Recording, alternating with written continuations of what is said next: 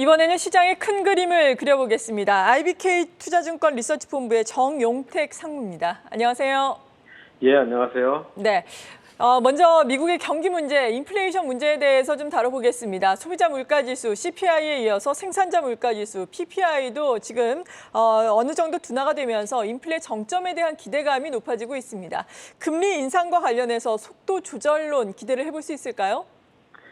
예, 저희는 기본적으로 12월부터 금리 인상폭은 50bp 정도로 둔화될 것이다라고 보고 있습니다.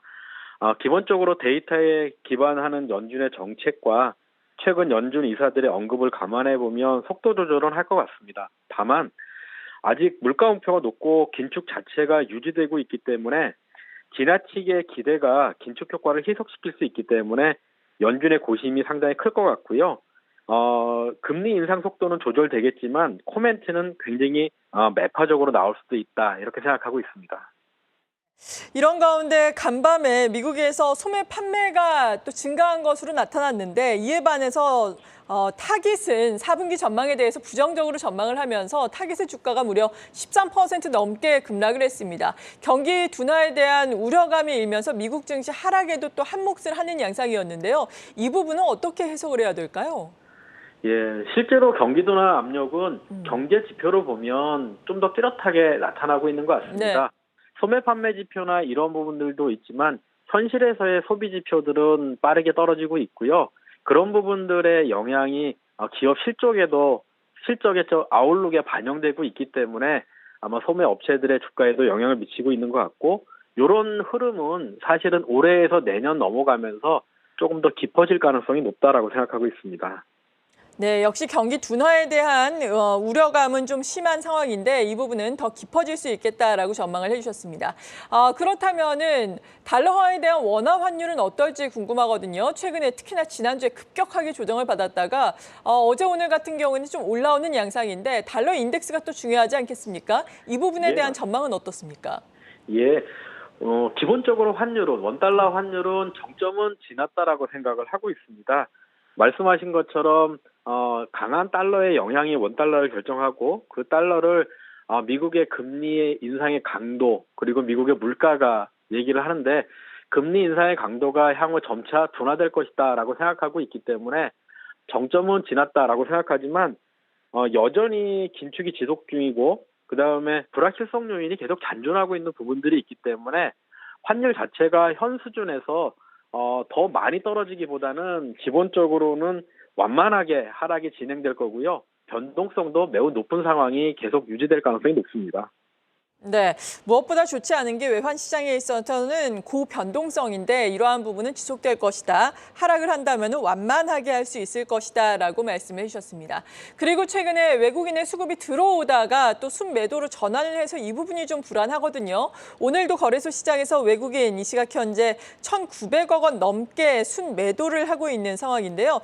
이 부분에 대해서는 어떻게 해석을 해야 될지 모르겠습니다. 최근에 외국인의 수급이 급격하게 들어올 때 차이나 런에 의해서 또 들어왔다 이런 분석도 있었는데 사실 미중관의 분위기가 다시금 좋아지는 것 같지 않습니까? 수급에 미치는 영향은 어떻겠습니까?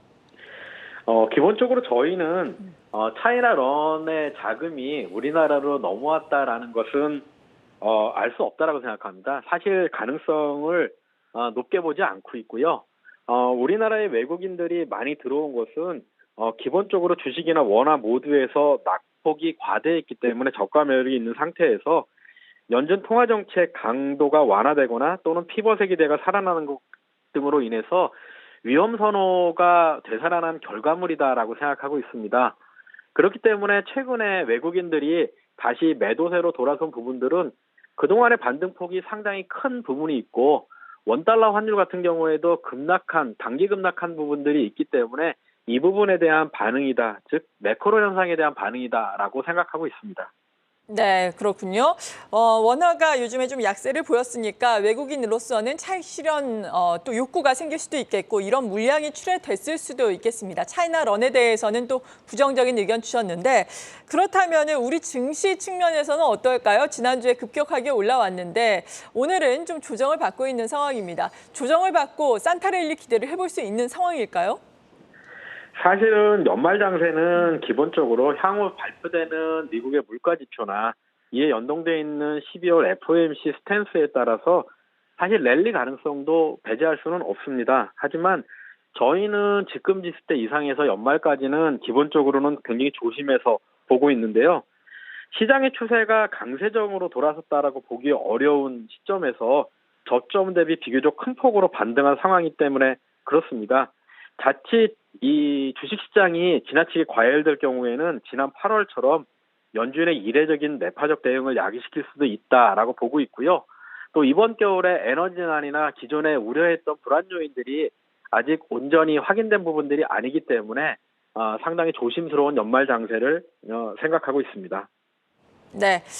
그리고 오늘 외국인의 순매매 동향을 보자면은 1,900억 원 넘게 거래소에서 순매도를 하고 있고 2,000억 원은 넘어섰네요. 1,000억 원 가까이 또 전기전자 업종의 순매도 물량이 쏠리고 있습니다. SK 하이닉스 쪽으로 쏠리고 있는 것으로 지금 잠정 추정은 되고 있는 상황인데 마이크론발 악재에 대한 평가를 좀 듣고 싶습니다. 이 웨이퍼 컷을 또 이야기를 하면서 마이크론이 6% 하락을 했는데 사실 앞서서도 이야기를 나눴듯이 지난달에 뭐 마이크론 테크놀로지라든지 다른 반도체 기업들이 감산 이야기를 했을 때에는 오히려 반도체 주가가 올랐거든요. 이번에는 왜 반대되는 현상이 나타나고 있는 건가요? 실제로 반도체 주가가 우리나라에서 외국인들이 반응하는 반도체 주가는 기본적으로 반도체 업황에 대한 영향도 있지만 지수 관련주라는 성격도 있는 것 같습니다. 사실은 반도체 업황에 대한 기대는 지난번 외국인들이 순매수를 시작할 때도 나빴던 것 같고요. 이번에 마이크론이 투자에 대한 규모를 더 줄인 것은 그때보다 향후 반도체 업황에 대한 기대가 더 나빠졌다라는 부분들을 반영한 겁니다. 오늘 같은 경우들 보면 실질적으로 매크로에 대한 이벤트를 반영해서 지수의 비중이 높은 삼성전자나 하이닉스가 같이 올라온 상태인데 업황은 추가적으로 더 나빠지는 쪽으로 바뀌고 있기 때문에 어떻게 보면 일종의 단기 차익 실현 매물도 나올 수 있는 것 같고 이 우리나라에 대한 비중도 조금 더 줄이는 쪽에서의 대응이 지수 비중이 높은 하이닉스나 삼성전자 쪽으로 나오고 있는 것이다라고 볼 수도 있는 것 같습니다. 네. 그리고 최근에 지수 상승을 이끌었던 것이 반도체와 더불어서 또 2차 전지 아니었습니까? 2차 전지도 예. 역시 외국인의 순매수가 꽤나 크게 들어왔고 시가총액 상위 종목들이 많이 포진이 돼 있는데요. 같은 관점에서 오늘의 하락을 볼 수 있을까요? 단기적인 매매에서는 비슷하게 움직인다라고 볼 수 있습니다. 네. 단기 차익이나 이런 부분을 볼 수 있는데, 주식의 성격을 놓고 보면 조금 다른 것 같습니다. 저희는 반도체는 기본적으로 우리나라 시장의 흐름과 같이 가는 쪽으로 생각하고 있고, 기본적으로 업황은 내년까지 지속적으로 악화되는 쪽으로 생각하지만, 2차 전지 같은 경우에는 시가총액 비중이 높아지기는 했지만, 기본적으로는 성장주 관점에서 접근을 하고 있고 지속적인 관심이 좀 필요하다라는 쪽으로 생각하고 있습니다. 네, 그렇군요. 그리고 네옴시티와 관련된 종목들 워낙에 뭐 종목들이 광범위하니까 좀 차별화되는 움직임을 나타내고 있는데 전체적으로 보자면은 순환매 양상이 나타나고 있습니다. 비단 네옴시티뿐만 아니라 테마주도 요즘에 순환매가 좀 나타나고 있는 듯한 양상인데요. 이 부분에 대한 평가는 어떻습니까? 사실 테마주 자체는 특히 지금과 같이 불확실한 장에서는 주의할 필요가 훨씬 더 많습니다. 실체가 불분명한 게 많고요. 펀더멘탈로 확인되는 부분들도 크지 않기 때문에 저희는 경계심을 좀 가질 필요가 있다라고 생각하고 있습니다. 네, 경계심을 가져야 한다라고 말씀해 주셨습니다. 그렇다면은 연말을 앞두고 어떻게 또 연말을 정리를 해야 할지 혹은 내년을 준비를 해야 할지 포트폴리오 전략은 어떻게 가져가는 게 좋겠다라고 생각을 하고 계세요? 예, 실질적으로 앞서 잠시 말씀드렸듯이 저희는 연말 장세를 좀 불안정하게 보고 있습니다.